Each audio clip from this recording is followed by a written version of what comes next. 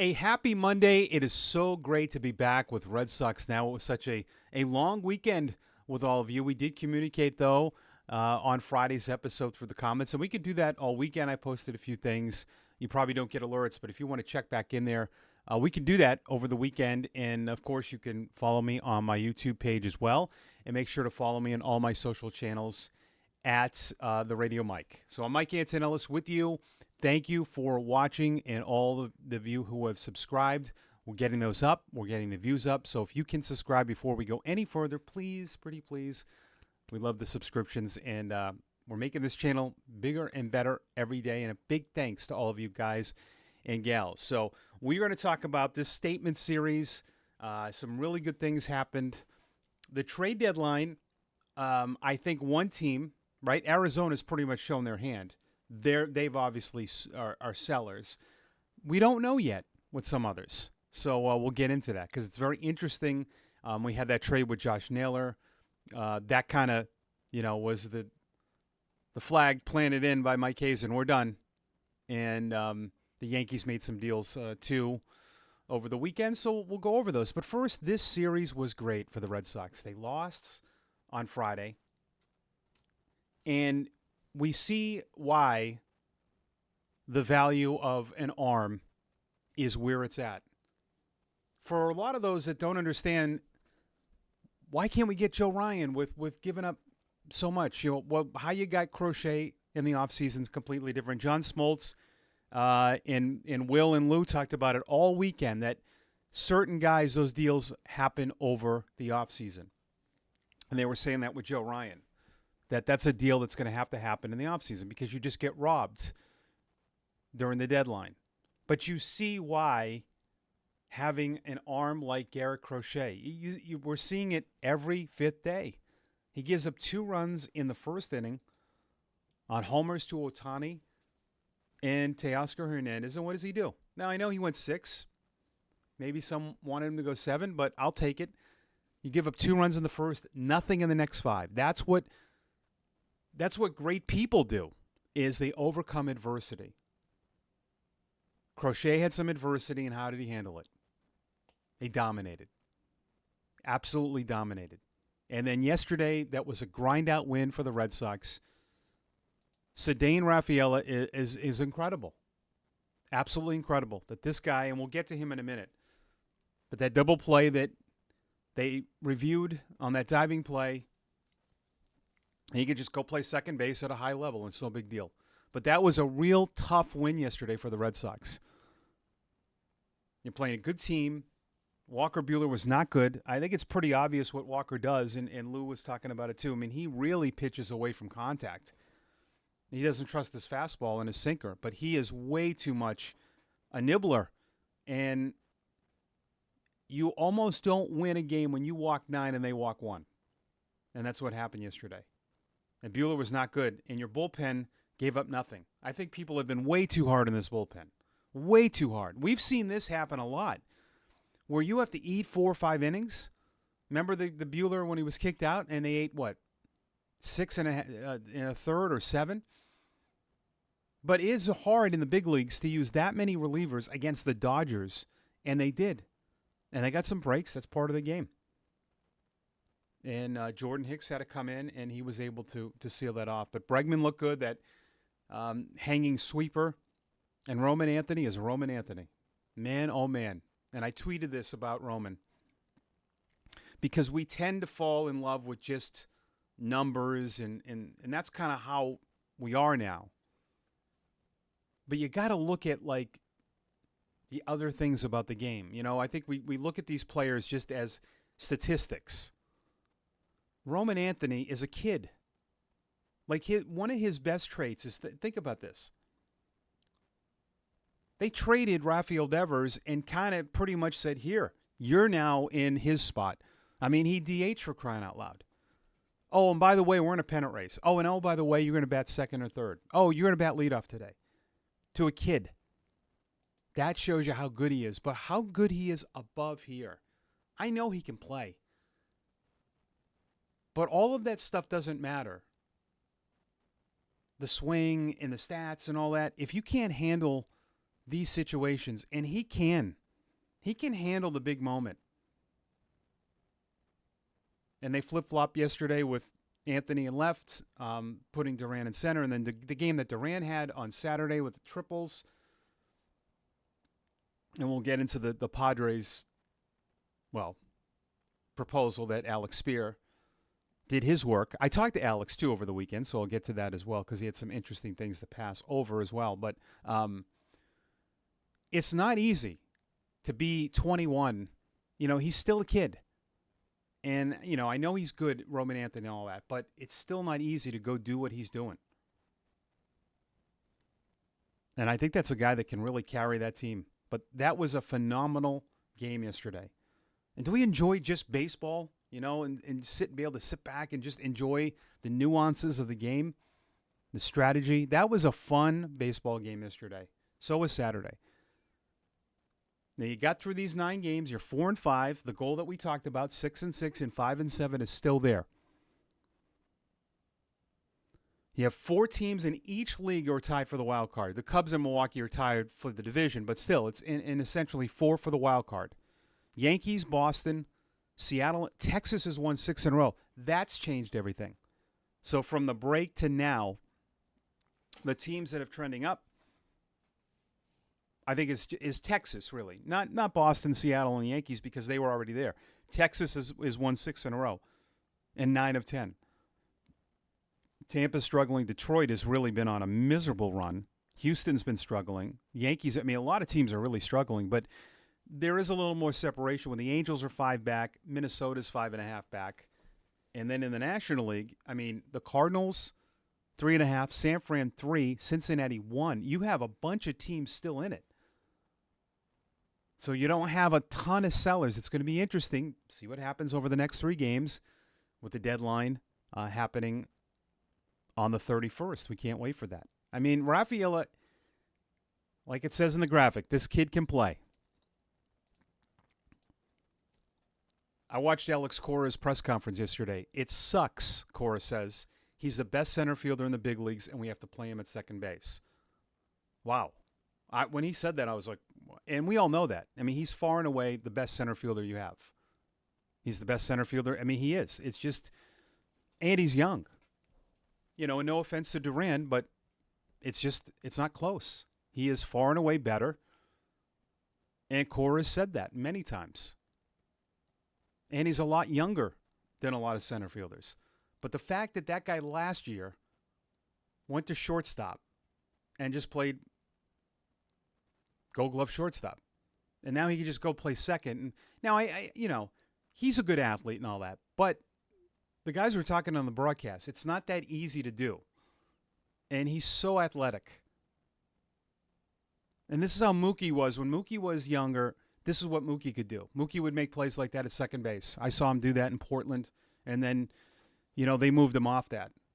Cedon's not the hitter Mookie is, of course, at their age, but Mookie did that. He could, and then he went to the outfield and figured out the outfield like that. There's a lot of similarities with Cedon and Mookie in terms of their athleticism and how they can just do a lot of things in the baseball field. But think about, and I've talked about this before, we are too hard on these young players sometimes. This is still the second full year for Rafaela and Abreu, and they just continue to grow. And now, it looks like a lot of teams want him and Abreu and Duran. That's not surprising, of course. Rafaela is younger than Duran. So they want that long-term guy. Different teams, there's some teams that you're still with Duran, he's still friendly where you can control him. But, depending on who the team is, they're going to want someone that's young that they can control. Rafaela has a controllable contract, for the next 7 years. You're getting pretty good bargain. So does anything change now? I had somebody tell me that Chapman was puking in the bullpen, which I don't believe because I don't think the Red Sox would have brought him in. And maybe he was, and maybe that's how he hurt his back. I don't know. But Cora said it was his back, lower back. Now, this is where you have to kind of have some perspective on this. He pitched the day before. He's old for a baseball player. You know, he's an older guy. It's a quick turnaround, and that can happen. You know, he throws hard. Like, this stuff happens. And yeah, you know, if it was long term, that would hurt. That would be a tough thing for the Red Sox. You know, that would really change how I feel about them in a playoff series. No matter who picks the close, like, say it was, we don't know yet, so we shouldn't jump to conclusions. But I'm just doing this to put the value on Chapman. Say if it was long term and you got through it, and he missed some playoff games, I still wouldn't trust the player who got through it. So I don't know if this is a priority. I still think pitching, a starter, and it would be nice if they could get a right-handed hitting first baseman. I mean, and we can get into the comments now. We'll get to your Friday ones in just a minute. But if you pipe dream of getting Yandy Diaz and even a Mitch Keller is going to cost you a lot. I mean, I just don't see any scenario where the Rays, who I get that they don't want to spend money on Diaz, but he's still controllable for a couple of years, and I just don't see them handing him over to you. And they like young, controllable players. They're going to probably want Rafaela, and why wouldn't they? I mean, Diaz is having an unbelievable season. He's one of the best hitters in baseball. So, you know, even to get Alcantara from the Marlins, he's a controllable pitcher. They're going to want some high-level prospects, and we'll see what happens. You know, David Sandelin, by the way, and Connolly Early, they just, according to Sox prospects, they have been promoted to AAA. So I'll have a chance to see them. We're home for 2 weeks, so we'll see if that is true. And I think it is, because I think those guys put it on their Instagram. They were in Richmond, Virginia, so I think they tweeted that. So cool to see those guys promoted. But does it change for you? If Chapman is even out, a week or so, you're going to be missing your closer if it's a week. But it might be nothing. But even a week or a week and a half. I know Hicks did the job yesterday. What is your confidence level? Whitlock would probably be the guy. But Chapman is the man this year. He's been one of the best closers in the game. So I don't know, because the Red Sox are probably not going to say that it's serious before the 31st. They will not. They will say they have to. They have to lie on this. You can't, if it's serious, they'll say it after the deadline. And they would be, it wouldn't make any sense if they were honest before the deadline, right? All right, let's get to your terrific comments. By the way, I did want to add, we'll get to the comments, because David Crespo messaged me, I think Saturday, right? I think it was Saturday. Yep. 2 days ago. I was on the beach, by the way, David, in Maine. At David Crespo-T9P. I just saw some trade rumors, and I wanted to see what you think. The Padres apparently offered Dylan Cease and Ethan Salas, who is hurt, by the way, on the injured list, for Duran, and Boston immediately rejected. Is it true? And if so, why would such an interesting trade get rejected? And I responded to Dave, so he knows this. This was not a I'm saying it after I said I no idea if it was 100% true, but if it was, the Padres have shown their hand, how much they love Duran, so the Red Sox might be driving the price, which they should. But Alex Spear said that was false and that never happened. And I trust Alex. Alex is really good at breaking stories. He broke the Chris Sale extension. He talked to multiple people that said that that's not true. I posted something on TikTok because I don't think it would make sense from the Padres' perspective, only in this sense.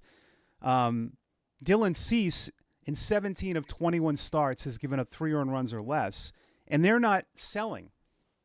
If they were selling, I would think it makes sense.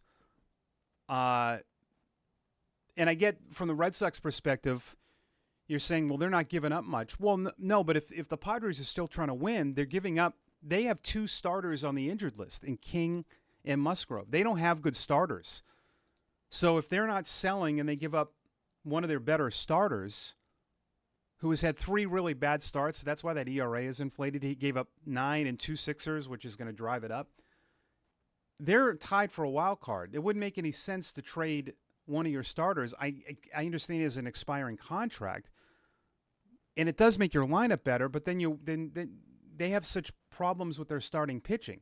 Michael King is coming off the injured list soon, but they don't know when. So it just seemed, that's why I didn't think it was true, because it just didn't make any sense if you're still trying to win. And the Padres, they can't be selling right now. I mean, they've spent a lot of money, so it looks like that is false. And we'll see what happens. We'll see if it just continues. A.J. Preller has shown his hand with Duran, how much he loves him. David thought that the deal was worth it. I just don't think anyone would be willing to give us exactly what we need in exchange for Duran. But here's the other part of it. I don't think it makes sense for the Red Sox, right? And like I've said on this show a bunch of times about Duran, it's fine for this year for where you're trying to get. Like, it doesn't make any sense to trade him, I don't think, unless you get absolutely blown away, even if it's Rafaela in a deal, blown away. But Duran's one of your guys. He's one of your top-of-your-order guys. He's a game changer at the plate. And you don't have a lot of extra players because Yoshida can't play every day. Bregman's going to probably not play Monday. Like, we've been over this. And I just don't think that it's worth it. Like, that deal wouldn't have been worth it for both sides. And I had a hard time believing that the Padres are going to give up on Ethan Salas. I mean, he got to the Pro Bowl at 16 and a half or something crazy. And he's hurt. You're not going to try to trade a guy hurt. It doesn't even make any sense to do. So I don't see anything wrong with, and I know what people are thinking. Well, Durant could get us Joe, we're talking like Joe Ryan before. No. But for where you're at, he's one of your everyday players. If you did do that, though, you got to get back an everyday player. And that's what Mike Hazen wanted for Eugenio Suarez, by the way, who played first base, and that was on purpose, if you noticed the other day.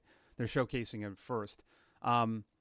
They asked for a big league player, a guy in AAA, and 2 other players from the Yankees. They wanted a ton for Suarez. By the way, Alex Cora yesterday on his pregame said that when he was at ESPN, people made blank up, trades. I can tell him that. Don't believe everything that is said. Yep. Of course. Of course, you have to. I mean, people have jobs to do. I get it. At Peter Garcia, 6645, I'm very much a baseball purist, but I like interleague play. Hamilton is the wrong choice to bring up, but he's not a good defender. He doesn't hit. There's still a week left, but I actually think they can get something done. I think for what they want, and Alex Cora said that we had a lot of righties in that series, which I don't. I think he was just saying that. They're pretty much going to use Rafaela at second base. So that extra guy's just not playing. And Hamilton's he's just going to be a pinch runner. So I think we're overthinking that. He might play once a week. So I just Grissom is not as good defensively. He made a big error in the game yesterday that cost them the game. The Woo Sox were winning 9-2. They lost 10-9. Grissom made an error at second in the 9th inning, and St. Paul walked it off. But Grissom's really second short, but he's not really great at those positions, and he's not a good runner. He can hit, but he's hitting in AAA, so what's the value? That's what you look at as bench pieces. If the guy can only your bench, and I agree with you on Hamilton. I don't think he's a great defender. He's better at second, but he has elite speed, and he's left-handed, and they like that. At Paul Scott, 4184, the balance schedule cost us 6 games with the Yankees, Rays, Jays, and Orioles. It sucks. Well, it also gave you games against the other bad teams. Like, think about it. If the Dodgers got to play the Rockies more, all those teams got to play them more. All right, no more for us. Monday's episode of Red Sox Now is in the books. Thanks for watching. I'm your host, Mike Antonellis. Make sure to subscribe to the channel, comment, and like. We'll get to those all day. And make sure you subscribe to the channel. Thank you for watching. Have yourself a great Monday, everybody. Go Red Sox. They're in Minnesota tonight.